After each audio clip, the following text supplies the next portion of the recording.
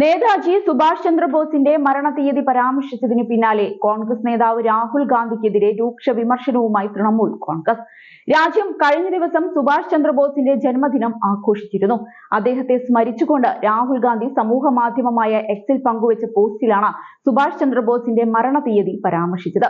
ഇതോടെ രാഹുലിനെതിരെ വിമർശനവുമായി തൃണമൂൽ കോൺഗ്രസ് നേതാവ് കുനാൽ ഘോഷ് രംഗത്ത് വരികയായിരുന്നു.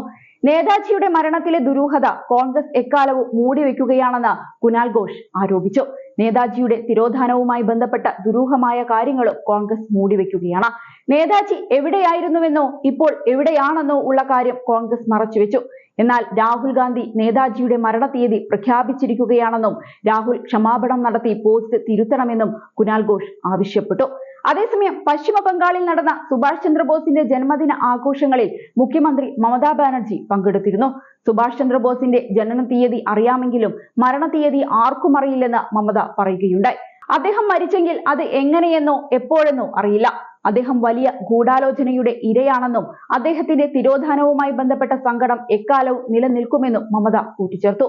1945 ഓഗസ്റ്റ് 18-ന് സുഭാഷ് ചന്ദ്രബോസ് മരിച്ചെന്നായിരുന്നു രാഹുലിന്റെ പോസ്റ്റിലുള്ളത്.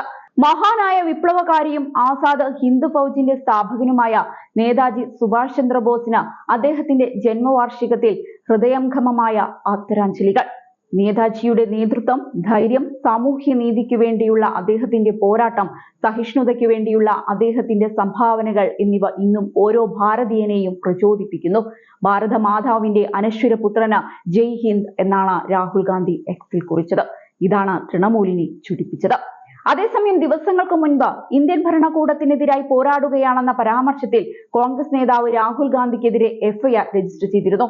മോൻജിത് ചോട്യ എന്നയാളാണ് രാഹുലിനെതിരെ പരാതി നൽകിയത്. രാഹുൽ ഗാന്ധിയുടെ പരാമർശം രാജ്യസുരക്ഷയ്ക്ക് ഭീഷണിയാണെന്ന് പരാതിയിൽ പറഞ്ഞിരുന്നു. ഭരണകൂടത്തിനെതിരായ യുദ്ധപ്രഖ്യാപനമാണ് പ്രതിപക്ഷ നേതാവ് തന്റെ പരാമർശത്തിലൂടെ നടത്തിയിരിക്കുന്നതെന്നും തിരഞ്ഞെടുപ്പുകളിൽ നിരന്തരം പരാജയപ്പെടുന്നതിലുള്ള നിരാശയാണ് രാഹുലിനെ കൊണ്ട് ഇത്തരത്തിൽ പറയിപ്പിക്കുന്നതെന്നും പരാതിയിൽ ആരോപിച്ചിരുന്നു. കോൺഗ്രസിന്റെ പുതിയ ആസ്ഥാന മന്ദിരത്തിന്റെ ഉദ്ഘാടന ചടങ്ങിൽ വെച്ചായിരുന്നു രാഹുൽ പരാതിക്ക് കാരണമായ പരാമർശം നടത്തിയത്. ബിജെപിയും RSSും രാജ്യത്തെ ഓരോ സ്ഥാപനത്തെയും പിടിച്ചെടുത്തിരിക്കുകയാണെന്നും ഇപ്പോൾ നമ്മൾ ബിജെപിയുമായും RSSുമായും ഇന്ത്യൻ ഭരണകൂടവുമായും പോരാടുകയാണെന്നുമായിരുന്നു രാഹുലിന്റെ ആ പരാമർശം.